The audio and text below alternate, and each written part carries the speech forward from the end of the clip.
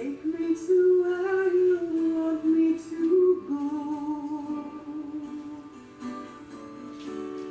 Lead me to what you want me to know. I surrender.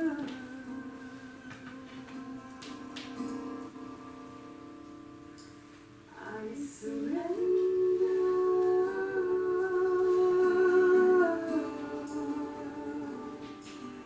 I surrender.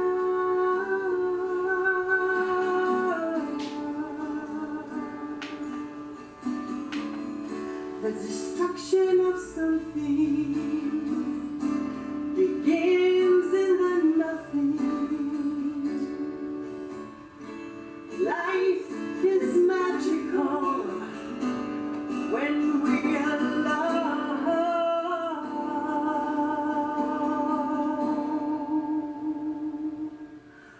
I surrender.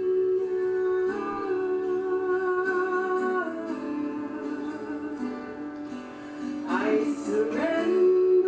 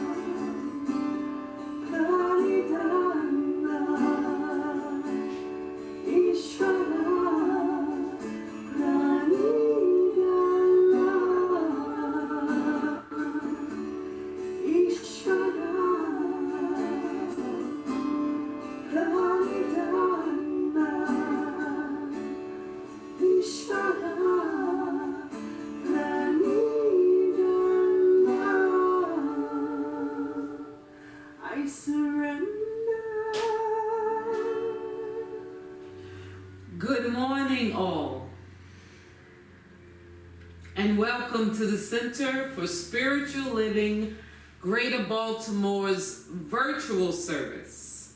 I am Tracy Rhymes, your host.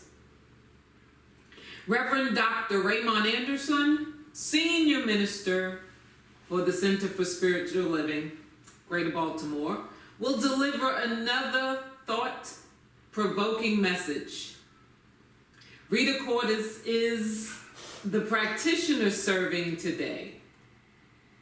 Safi Lynn is our guest musician.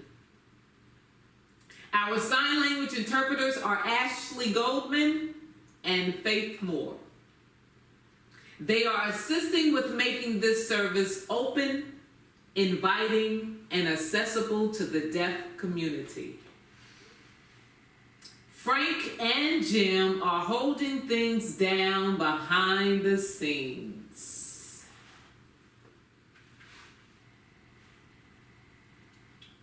Before Rita grounds us in prayer, let me share a few things about her. Rita grew up as a country girl in upstate New York and eventually ended up in Maryland via Georgia and North Carolina. People fascinated her as her world grew smaller, and Maryland enriched her with further education in nursing, counseling, psychology, and science of mind. Rita always thought people had a special goodness in them. Some did not recognize it, and others were receptive to know what that was about. Science of Mind put that in perfect words. You are divine.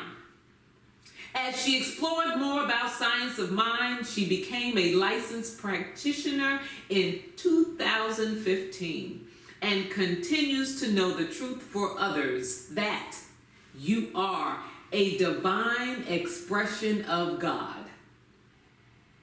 Currently, she co-leads a virtual spiritual living circle and is a Reiki practitioner, enjoying participating in 2 virtual book clubs and taking classes and webinars in science of mind. Thank you, Rita.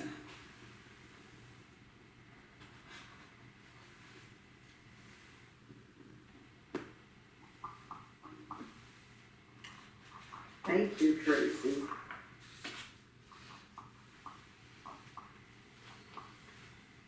Please join me in this opening prayer, spiritual mind treatment, affirming this truth. This is the day that Spirit made, all around us, in us, through us, and with us is this beautiful thing called God, also known as Spirit, infinite intelligence, the Holy Presence, and it is all good. We are made of this loving presence, and we use it in our highest conscious thoughts. Or some would say we raise our vibration to promote the well-being and love and understanding of ourselves and others. This wholeness of God is in us, is also oneness and unity. So I speak my word for our consciousness to be in alignment with the wholeness of God in every aspect of our lives. I claim the wholeness and vitality of God in promoting harmony and peace and healing in myself and others. I claim this wholeness and love of God in our relationships and in our everyday activities. Any conditions related to fear in any way or any less feelings are released and blessed. And in their place is the growing awareness of our oneness with Spirit, enhancing others in their faith and healing and love for one another. And so we feel a sense of release, a sense of love for ourselves, and a sense of love for others. I give thanks for this awareness of wholeness that is restoring, uplifting, and renewing our lives in this very moment. I also give thanks to Reverend Dr. Raymont for his message today, and to Tracy, and to our interpreters, Ashley and Faith, to our musicians, Safi, and to all those involved in the technical work in presenting this virtual service today. And to everyone here attending this virtual service, thank you for joining us. As this is released to the law of mind, I also express deep gratitude for the peace and love of spirit that surrounds and is within us. I let it be so, and so it is. Amen.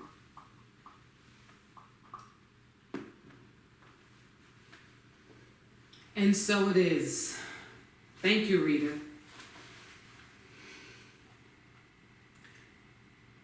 Now, we will honor the world's religions. One tree, many branches. One mountain, many paths.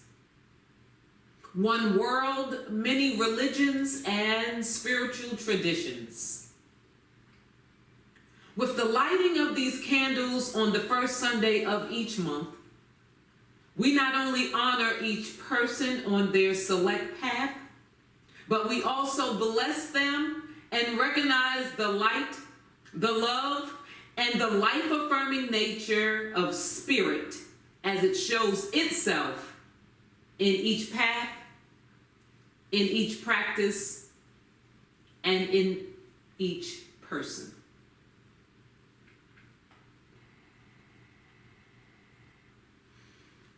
Membership is belonging, connection, and spiritual growth. Any time is a good time to become a member, and you can now do so virtually because the discovery class is available online. For more information, contact us at info@cslgreaterbaltimore.org. Sign up for CSLGB newsletter so you can stay informed about classes, gatherings, virtual meetings, and life-changing happenings in your CSLGB community, not mentioned on Sunday. Visit www.cslgreaterbaltimore.org for more information and to sign up.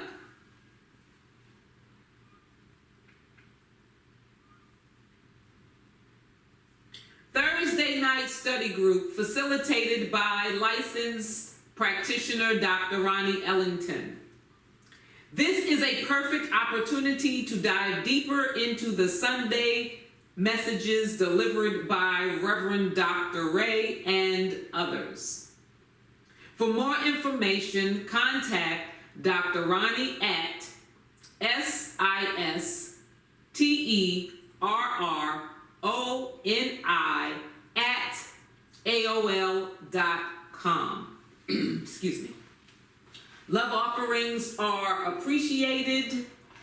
Please put CSLGB study group in the subject.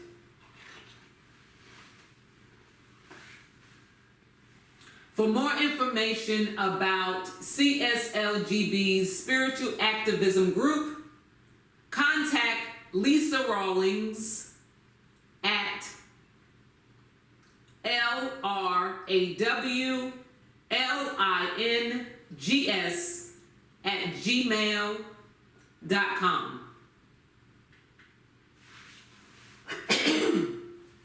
Excuse me.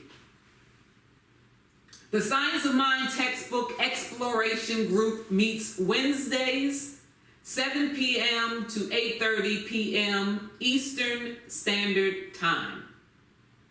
This is facilitated by Reverend Dr. Ray, beginning September 16th. Investment is a love offering directly to Reverend Dr. Ray. For more information, email Rev Raymont at cslgreaterbaltimore.org or Raymont Anderson at raymontanderson.com. For more information about the CSLGB Book Club, contact Nancy Rosenberg at 410-356-7600.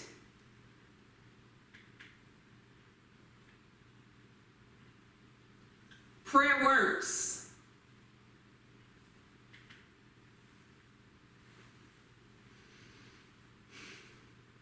Prayer works. We, as a community, continue to treat and move our feet, knowing the truth for everyone around the planet. Practitioners are available after today's service for one-on-one prayer. Prayer requests can be sent at any time to info@cslgreaterbaltimore.org.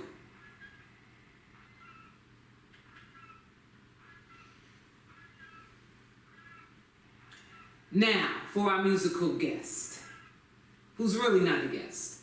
Safi is an international singer, songwriter, musician, and teaching artist who considers her music medicine to open hearts and feed the soul. She sings songs channeled through her with a passion to open and connect hearts around the world. There is so much that Safi is doing, so I encourage you to visit her website at www.sahffi.com.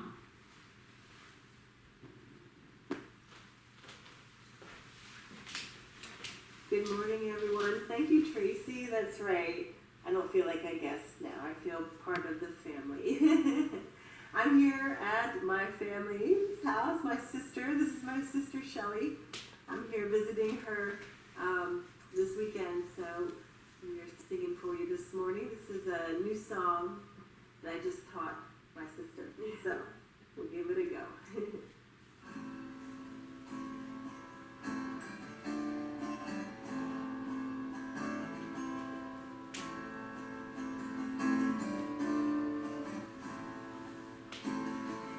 There's a fine line between freedom and loneliness. There's a fine line between us. And it takes time for freedom to carry me to where my heart longs to be true. The only way out is through.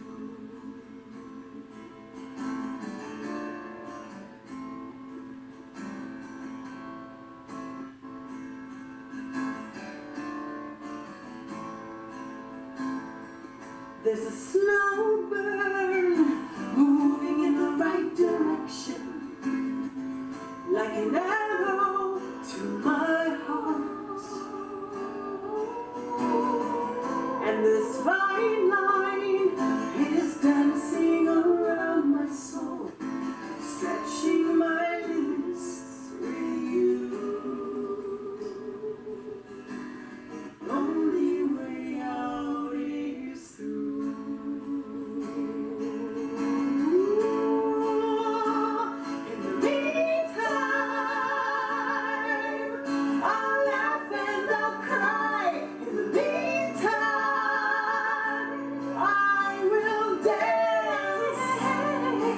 Joy this time, our power resides in the moment we decide to live our truth.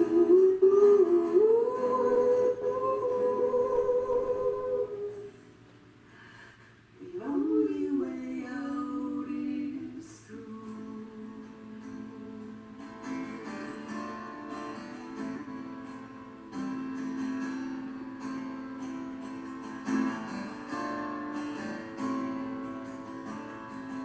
There's a new day dawning with a new horizon. There's a new life in my heart. I invite an ocean of clarity to unlock the mysteries of truth.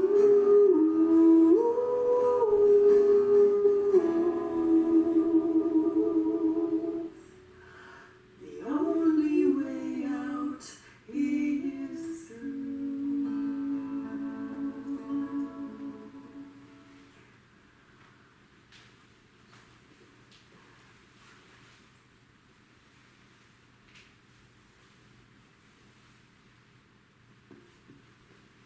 That was beautiful. Thank you so very much. Okay, so now, okay, there we go. So now Rita will lead us in a spiritual practice.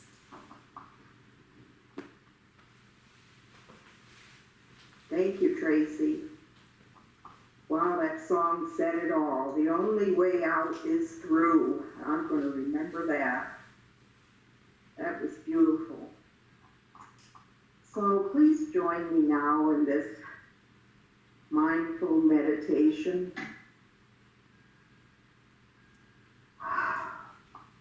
Find a place or a way you can still your body and relax and let go and just be. Take a deep breath. Slowly breathe in that perfection, that life, that love. Fill your lungs with it, expanding, and release slowly.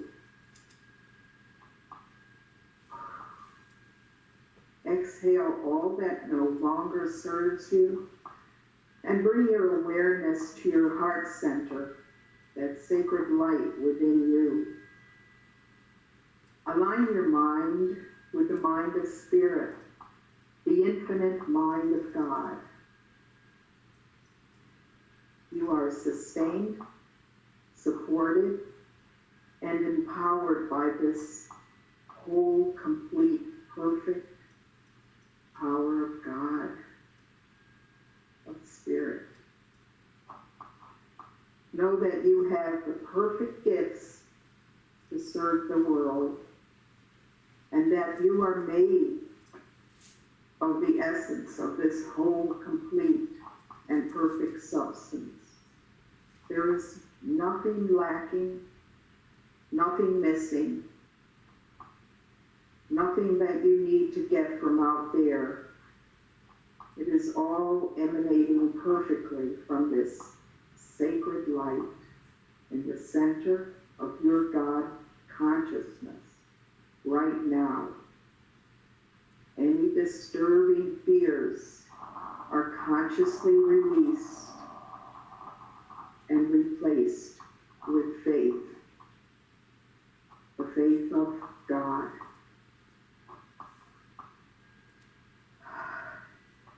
Take a deep breath. Slowly lift your heart. Fill your lungs with that sacred breath. Breathe out, relaxing, letting your shoulders drop, your jaw drop, and allowing your body to perfectly relax letting go of all tension and all thoughts of yesterday and all thoughts of tomorrow. You feel perfect peace. There's no thought of lack or limitation because you are one with all that there is. You are a perfect expression of God, expressing perfectly in your quiet place.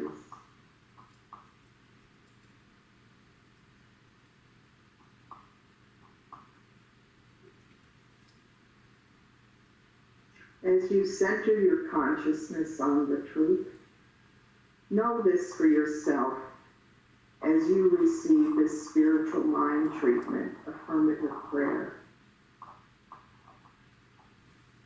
There is only one truth, and that truth is the wholeness of God, everywhere, all the time, all-knowing, all-powerful. This perfect spirit is all that there is. And I know that each of us is part of this spirit. This spirit is expressing itself as myself and all the people here now receiving this prayer. It is expressing as everything, and it is all whole, complete, and perfect now. It is each individual's faith in action. All judgment is released as we choose to see only the good, only the wholeness. All ideas of fear, of lack, or limitation are released, knowing there is only abundance. Abundance of prosperity, beauty, joy, peace. As we are one with all of this and one with our source.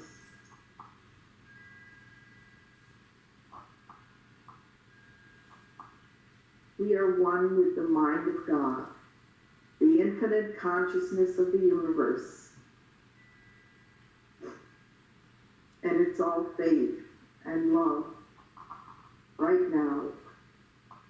And we accept it in greater and greater way. It is the faith of God expressed through us by trusting, acting, and knowing that I am, that you are that which it is.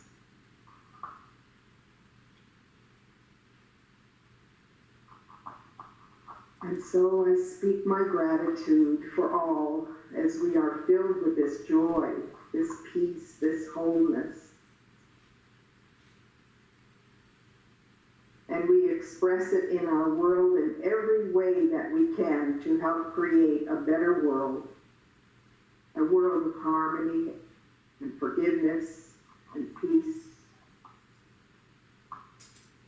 I'm grateful that this is the truth as I release it to the law of mind, and let it be so.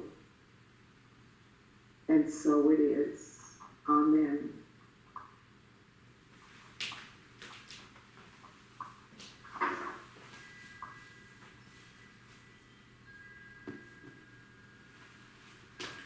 Thank you, Rita.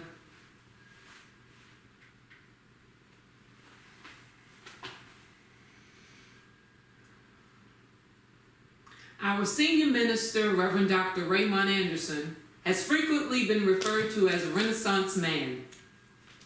As a lifelong learner with a passion for self-development, personal transformation, transmutation, and self-awakening, he lives his bliss as a teacher, mentor, speaker, minister, and so much more.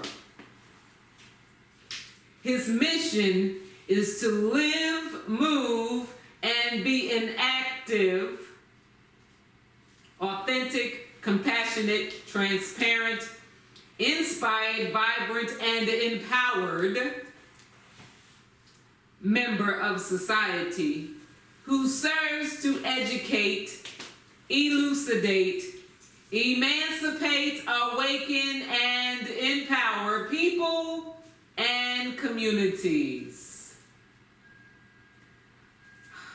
Pray for me. Reverend Dr. Ray, come knock it out the park. Y'all like Tracy's hat? No. I don't know if they noticed it.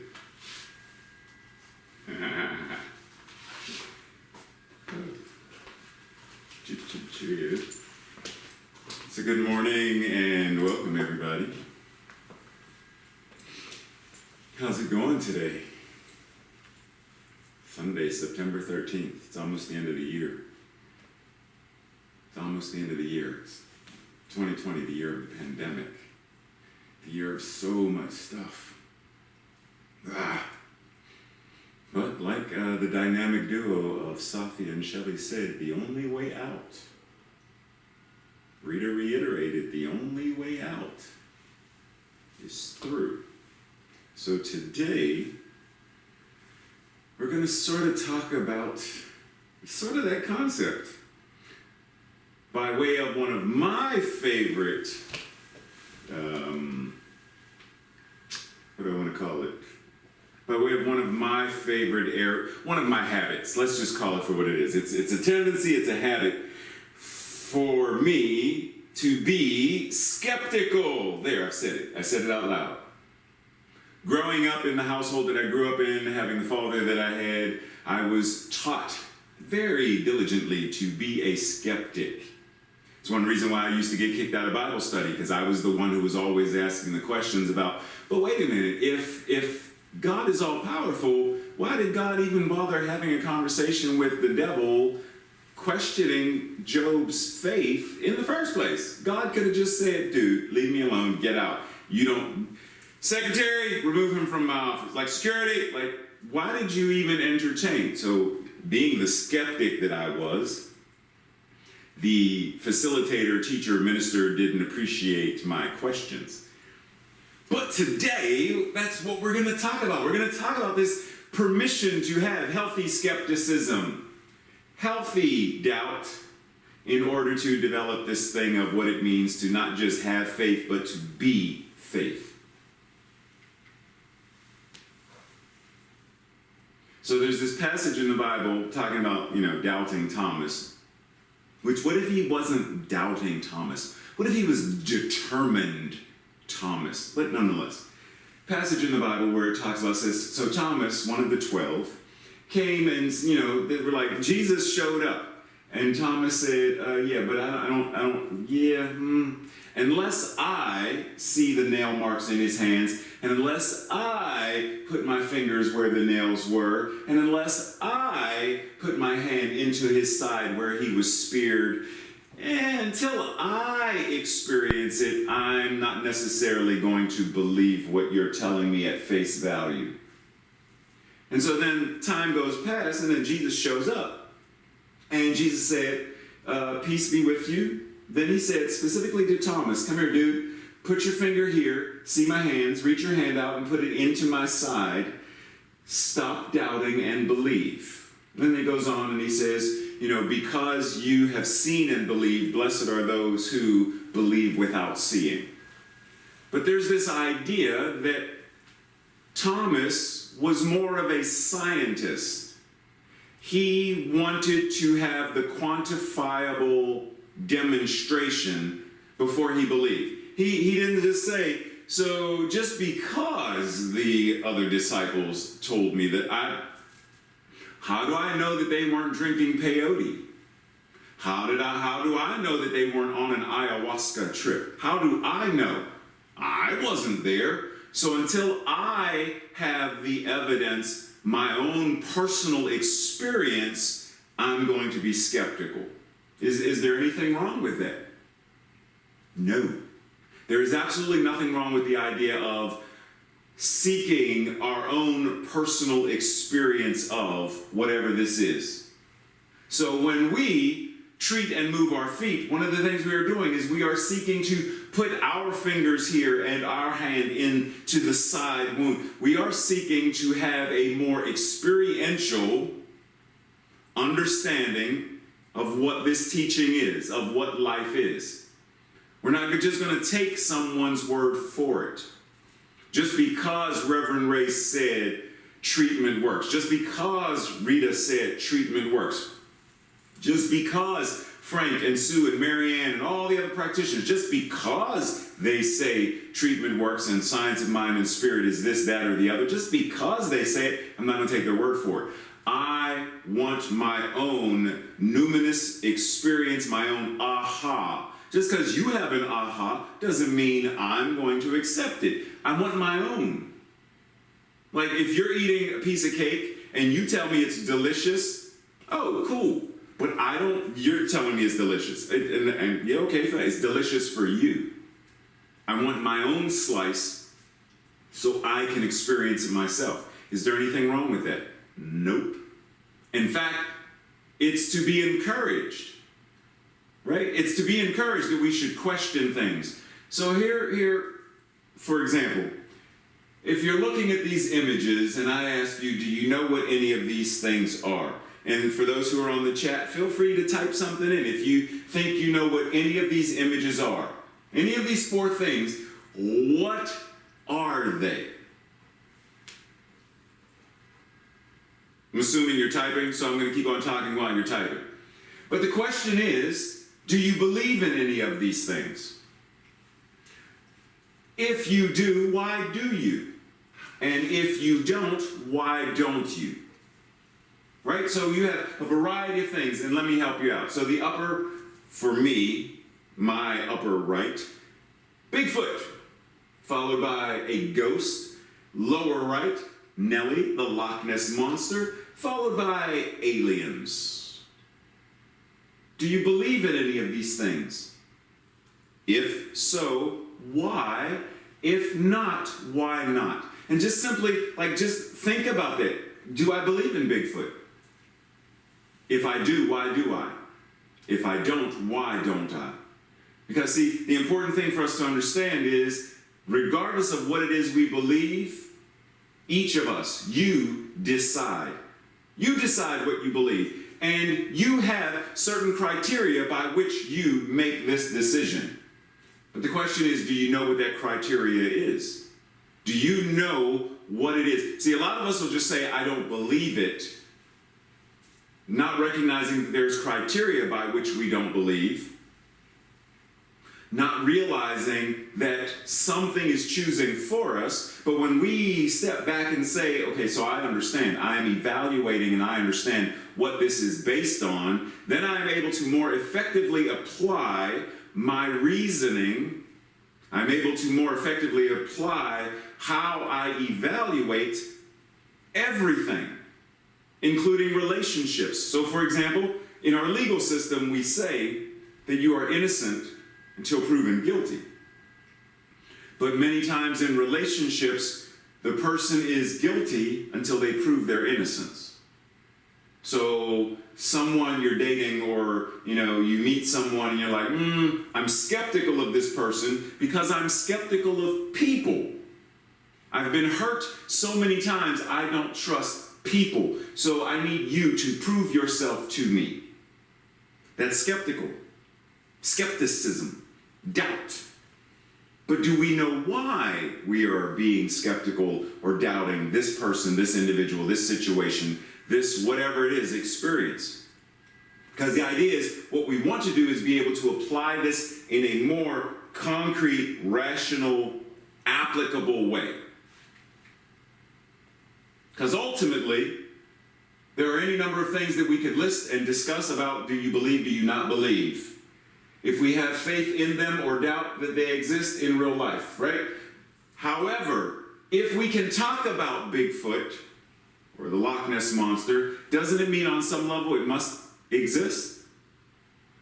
Right? Like there may not be a Bigfoot roaming the woods in real experience, but if we can talk about it, then doesn't that mean it exists?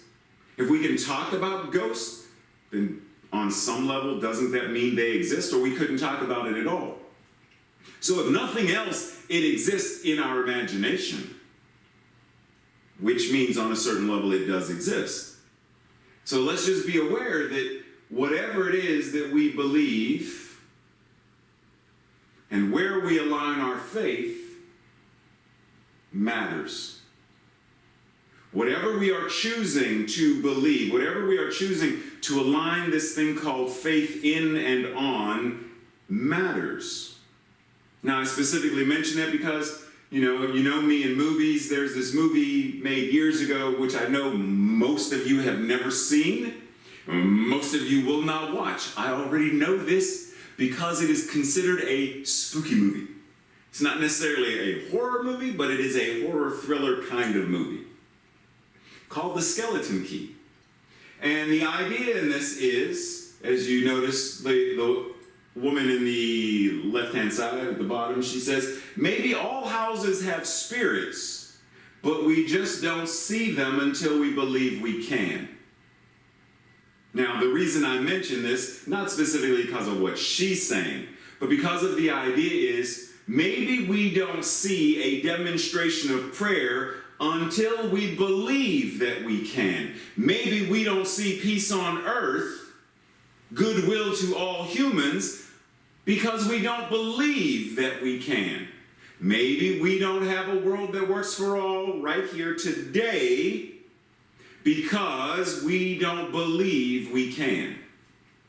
Maybe when we believe that we can, maybe that's when we will. So the question then comes up, so where in me might there be disbelief? Well, Ray, there are 7.8 billion people on the face of the planet. There's no way that we are going to shift enough consciousness for the entire planet to believe in a world that works for all. Really? Because I remember there was a time when, people didn't fly in planes or helicopters or drive in cars, and there were skeptics who were like, I trust, I'm riding Daisy. Daisy's a good horse, and I trust Daisy. Daisy get me from, Robin's farm all the way down to Nancy's farm. Like, I can ride, and I get Daisy. It takes me wherever I need to go. As long as I keep Daisy fed and watered, Daisy's good. I'm not getting in that demonic contraption, this whatever that is, horseless carriage nonsense. And now cars are you can get, there's a, what is it called? Vending machine. What's the thing called? The vending machine for cars. Tracy's thinking right now. But like you can order a car through a car vending machine. Is it Carvana? I don't know. Yeah. Car vending machine. That's it, Carvana. Because it's so commonplace. So clearly, it is possible to get the masses to believe in the internet. It is possible to get the masses to believe in inter-country. So it's possible. So maybe what we want to do is shift our belief about what is actually possible, but it means we have to anchor in and know what we believe and why we believe it. Why are we choosing? And then ask better questions. So for example, let's say we're asking ourselves, but don't just ask, what is new thought? But ask, what are the benefits to new thought? What are the drawbacks, if any? We have to ask, why study this? If I'm simply studying it because it feels good, that's not going to change the world. That's not going to heal people. Changing lives, transforming the world, comes from a deep, core-driven reason for being, recognizing that which God is, each of us are. So why get involved in this thing called New Thought? What is my benefit? And how is the benefit that I derive benefiting others? Why study this? Then don't just ask, what is science of mind and spirit? But are there aspects that are accurate and other aspects of it that are inaccurate? Ask ourselves. Well, the Science of Mind and Spirit textbook is heavy in the masculine pronoun. Why? Ask that. Because it takes you down a different rabbit hole where you understand, oh, because of the time period in which it was written, masculinity was I understand that now. Okay, why is it more Christian natured in terms of Bible quotes, etc.? Oh, because, right? So when we ask the questions, it gives us the opportunity to have a deeper understanding and a more intimate relationship with whatever it is this is that we are practicing and studying. But if we don't ask the questions and we simply say, it's the way it is, it's the way it's always been, it's business as usual, then nothing changes. Systemic racism stays. Misogyny stays. Toxic masculinity stays. Homophobia stays. Othering stays, right? So until we start to question and move through, the only way out is through. Until we move through by questioning, then we don't change anything. We have to move through. We have to question. We have to dive deeper. What about my path am I unwilling to question or examine? Is there something about this practice that I don't want to ask questions about? Because asking questions potentially means that what if I'm wrong? What if I understood this incorrectly? Would you not want to know that? If you're making lasagna and it's supposed to be meatless, or vegan, but you're putting eggs in it because your mind isn't recognizing that eggs, vegan means all animal products are a no. And so do you not want to know that you are serving your vegan family, friends, and guests non-vegan food? Is it not better to say, now that I know, I can modify, shift, and change accordingly? It's better to know than to not know. Though we say ignorance is bliss, we know it's not. Ernest Holmes says, when prayer removes distrust and doubt and enters the field of mental clarity, it becomes faith. Cool? We good on this so far? When prayer removes distrust and doubt and enters the field of mental clarity, it becomes faith. But the question then becomes, are we talking lowercase faith or capital F faith? Because lowercase faith is faith in God, and capital F faith is the faith of God. Which faith are we talking about? Because until we really anchor in and even dive into what does that even mean, the faith, to have faith in God, or to have the faith of God, then we're not going to remove the distrust and doubt. And we're not going to enter a field of mental certainty because we're not really sure of what faith is, how to access it, how to align with it, how to move through it, how to let it move through us. Because the idea is, I don't have faith, faith has me. Because faith is what God is, and I am what God is, so that which is faith is living, moving, and having its beingness in, through, and as this body. So simply asking these questions, which I know Dr. Ronnie right now is saying, dude, you're giving me a lot of stuff to cover on Thursday. Yes, I am. Wink, wink. Yep. So she can dive in deeper with y'all on this idea of which faith are we referring to. But start to ask the questions of yourself. Keeping in mind that doubt is not the enemy. How are we using it is what determines the outcome. Am I using doubt that weakens, or am I using it in a way that strengthens? Doubt that strengthens builds up because it is questioning. It's the scientific skepticism that says, yes, I hear what you are saying, and yet there's the part of me that wants to have my own experience of it. I want my own numinous experience. I want my own aha. I've heard how good Safi and Shelley's music is. You know, I've been told. I wasn't there on Sunday, and people told me how magical and mystical and powerful it was. I heard the rumors, And I heard people cried, and Frank was like, what, raised the roof, and like, it was just beautiful, beautiful. But I didn't partake of it. So my skepticism is, cool, I hear that it was beautiful to you, but because I want my own experiential thing, I'm going to go watch the video so I can see it, or I'm going to go buy a CD, or I'm going to follow Safi on Facebook in the hopes that her and her sister will be performing. I'm going to, other than the fact that Facebook right now is blocking music, but I'm going to, because of my own skepticism, I want to experience it myself. There is absolutely nothing wrong with that. Nothing at all. So here we have this opportunity. When you see this, what do you see? Some people see bricks, and what they see are obstacles. Bricks are obstacles because they build walls and boundaries, and some see tools.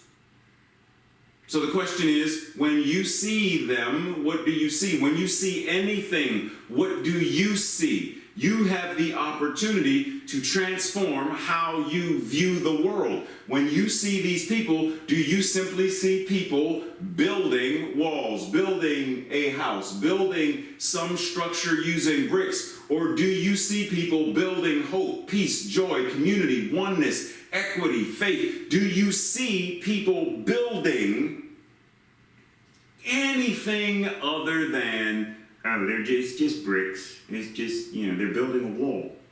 And that's all. Could they not be building a hospital? Could they not be building homes for people who lost their homes in an earthquake? Could they? Then if they are doing that, then they are building resilience. They are building hope. They are building potential. They are building oneness and togetherness. When we start to shift and see with different eyes and experience with a different heart, then the world shifts and changes. Pause and breathe for a second, because we're getting ready to go to our childhood. I'm sure you remember the story of the 3 little pigs, but let's venture to see them metaphysically. The first pig, well, first of all, let's talk about the wolf. The wolf representing fear. The condition or the experience that we do not desire. That thing which is blowing our lives down, in essence. Whatever that is. Right? So then you have the first pig, house of straw. Representing what kind of faith? Faith that is, or a belief that is easily knocked down. Faith that is easily toppled. Because pig number 1 didn't take the time to question, how sturdy is my faith? How sturdy is this structure that I call my life, my belief system?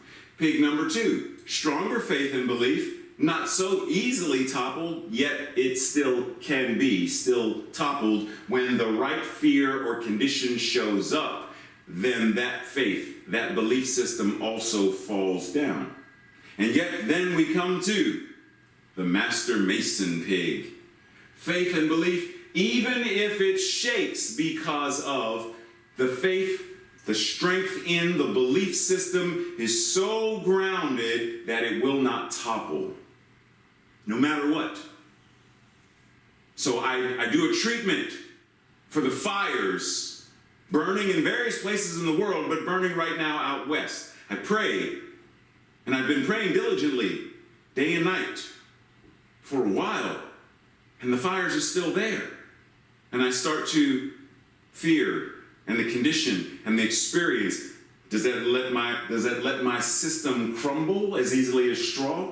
Does it let my system buckle and fall like wood? Or is my resilience and determination steadfast to say, what I know is what I know, what I trust is what I trust, what I believe is what I believe.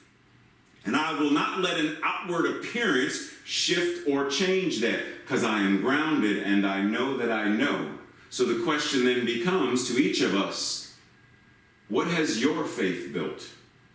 What is the structure in which you now reside called your faith, your belief system, your life?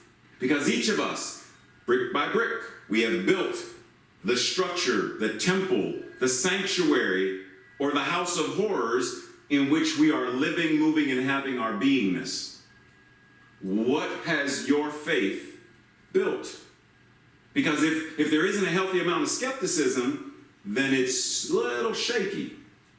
Ernest Holmes said, I live in the faith that there is a presence and power greater than I am that nurtures and supports me in ways I could not even imagine. I live in the faith. I don't live with the faith that, I live in it. Because all that is God. So of course I live in it. And that there is a presence and power greater than I am as this individualized expression that nurtures and supports me because it is nurturing and supporting itself as me in ways that I could not even imagine. So simply recognizing and breathing that in, I live in faith. Faith lives in me. I move in it. It moves in me. I think in it. It thinks in me. I think from it. And I breathe. We grow by asking better questions. The cynic is afraid to believe. The other end of the spectrum, there is that which is blind faith that is afraid to ask questions. They just believe. Cults, blind faith. The skeptic has no reason to fear because they ask questions. They question, why do I believe this? What is in this for me to believe? What do I not believe about this? Is the issue around how I am adding and quantifying this, or is it closer to something within my own paradigms that I need to backtrack and question? You see, within CSL, there's this that was first published in 1927, the Declaration of Principles, created by Ernest Holmes, also called the We Believes. No, I do not expect you to read all of this that is on your screen. You have access to it on the internet. You have access to it if you ask for this PowerPoint. You have access to it if you have any Science of Mind magazines, because it's there. But the thing is, this is what Ernest Holmes said. If you practice religious science, science of mind and spirit, this is what we believe. Do you? Do you believe this? Because if you do, it should change the way you show up in the world. Same thing for the CSL Global Heart Vision. This is what we say is our vision as an organization. For example, number one, we envision all people, all beings, and all life as expressions of God. It It says we envision all people. All people? But what about the racist and the sexist and the homophobe? What about we envision all people, all beings, and all life as expressions of God? Do I believe that? Can I believe that? Am I willing to believe that? So once again, going through the We Believes, going through the Global Heart Vision and asking yourself, is this something that I believe? Because when we come to the application and practice, what I'm asking you to do is read the statements. Read the We Believe statements. And ask yourself, do I believe this individual statement? Do I believe that? If so, what does it mean in my life? And if not, why not? What is there in there that, there's something in the languaging, or there's something in the concept, there's something. And am I willing to investigate in order to develop a belief in it? Or is it okay, I'm going to just dismiss it. I believe the first half of the sentence, but I don't care about the second half. Like just actually sitting with that and asking ourselves. Same thing with the Global Heart Vision. Ask yourself the exact same questions. What in this can I believe? Do I believe? Am I willing to believe? And then lastly, I want you to examine this quote and be skeptical about it. I'm specifically asking you to be skeptical about it. I want you to doubt its veracity and see if you can prove it to be true for yourself. Will Rogers said, if you want to be successful, it's just this simple. Know what you are doing, love what you are doing, and believe in what you are doing.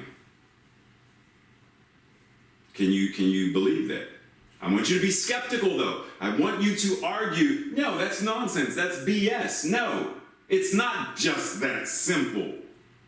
And then test it, and then work through it. The only way out is through. Move through it. It is just as simple. If I want to be successful, know what I am doing. Well, what am I doing? Love what I'm doing. Do I love what I'm doing? No. So maybe if I loved what I was doing, then the success, well, let me test it.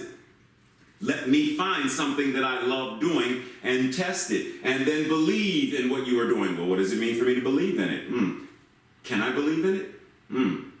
Start off as the skeptic. Be the doubting or the determined scientific Thomas who wants proof for and of yourself so that you know, yes, I now know. It's not a question for me. I know it. And because I know it, it changes how I show up. And so we breathe as we prepare for our declaration, our affirmation for this week. I will read it first, and then together we will declare it to the universe. I ask that I may understand, that I may know, that I may live, move, and have my beingness as the divine in action. Together, I ask that I may understand, that I may know, that I may live, move, and have my beingness as the divine in action. That's why we ask, so that. And we breathe in preparation for, once again, the magic, the music, the, what did someone say? The dynamic duo. Oh, wait. First of all, I never thought that I would possibly have the opportunity to see someone as beautiful as Safi. But to find out that there is, Safi and Shelley? Wait a minute. The two for the price of one. We are doubly blessed by their presence. So let's simply breathe and welcome the gift offered to us by these two amazing individuals. Thank you both ever so much. Namaste. Thank you so much, Reverend Ray. And she's got rainbow hair. Did you guys see that? Isn't that awesome? Thank you for that talk. That is, you guys know about the 4 agreements. He has another book called The Fifth Agreement, which is Skepticism. So that was reminded me I need to read that book again. It's really great to be there. 2 for the price of 1, yeah. All right, I'm putting these lyrics in the chat box. This is a song that recently came to me. I think it was like last month. I was sitting and playing music in the woods, and the trees sang back to me. And this is ora, aquí, which means pray now, here. I'm singing a million times, and I want to invite you to just sing along at home with us. In a blink of a moment, the bat of an eyelash, ora, aquí, with no good memories, no good stories, ora,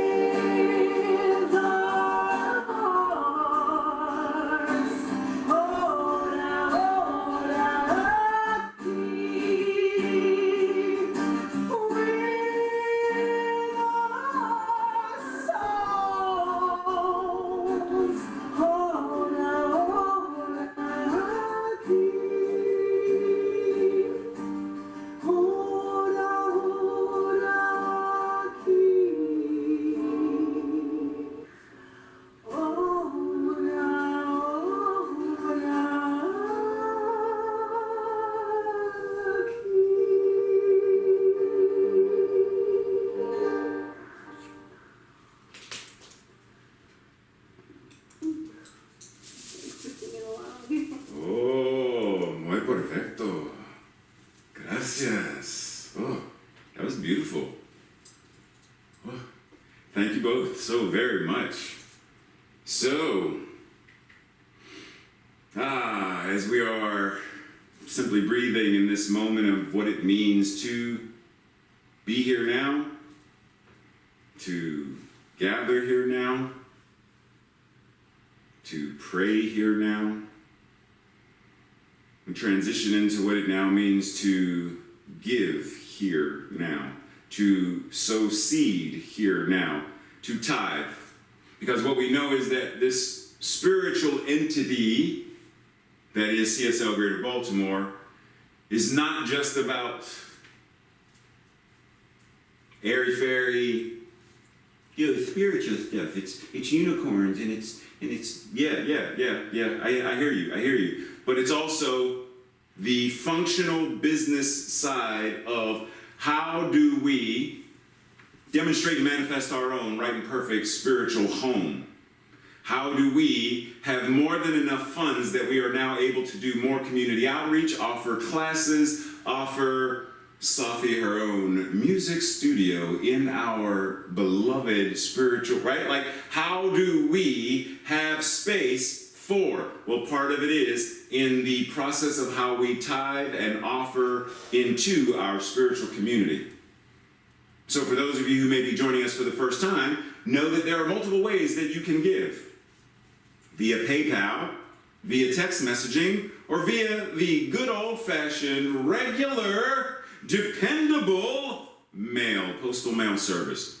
Be mindful that you can also designate a portion of a tithe, a whole tithe. You can put in the memo, whether it's in PayPal or on your check, or like you can send an email to say 50% to the general tithe and 50% to the new building, or 50% to the emergency care fund, or 50%, like you can designate how you want it to be distributed if you so choose. Just know that. But being mindful that how we sow into our community is how we are able to make things show up, how we are able to use the energy of money to demonstrate and manifest accordingly. Because what we know is CSL Greater Baltimore is already an international, global ministry, in that we have already had people from other countries tune in to this, to our virtual service. So even when we return to a brick and mortar building, maintaining a virtual presence so that we can still reach people in other cities and states and countries is vitally important. Well, we do that by having funds to pay for internet service, to pay Zoom, to pay for video equipment and sound equipment, right? So you understand what I'm saying. You got me. So let's be aware that even the practitioner corps clearly tithes into CSL Greater Baltimore. But the Prac Corps has decided to also tithe, to donate into with our regular tithes, but also in addition to that, this to manifest, to demonstrate, to sow $5,000 by the end of this year into what it means for CSL Greater Baltimore to expand. And to date, which may be a little less accurate because I didn't check in with Sue to see if there's a more accurate number, but this number thus far, for sake of conversation, at this present moment we are at 2,350. So bravo to the Prac Corps of CSL Greater Baltimore. So let us anchor and declare what it means to be a prosperous community.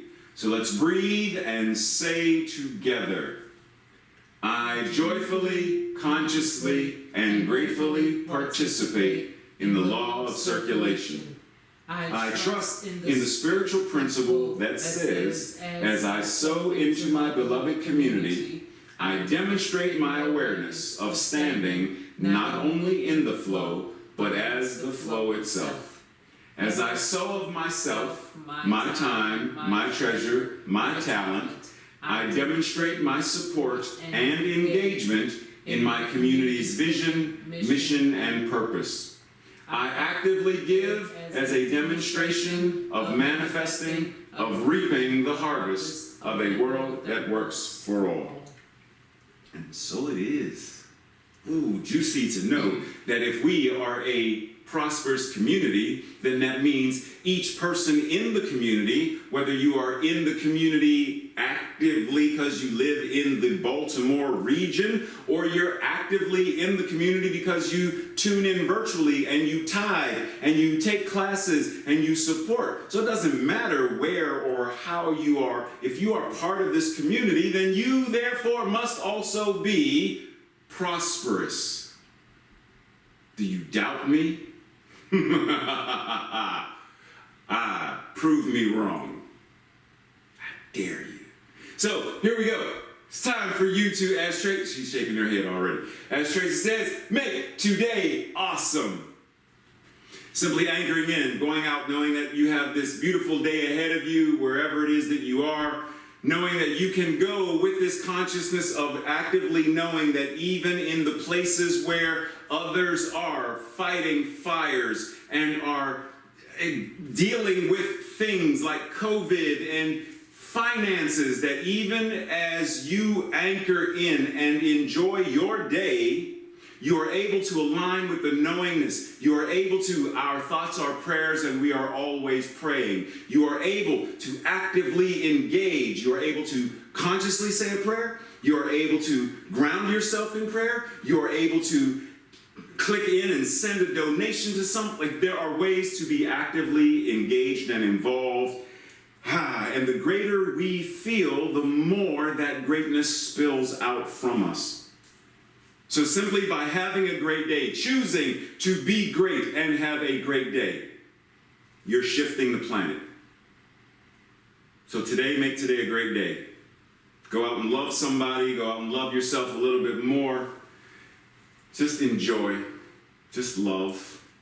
And know that today after service, if you are desiring to experience this thing that we call spiritual mind treatment, it is possible for you to gather with a practitioner for one-on-one 1-minute miracle, which is a moment where you and a practitioner gather for prayer for them to know the truth of and for and about your being.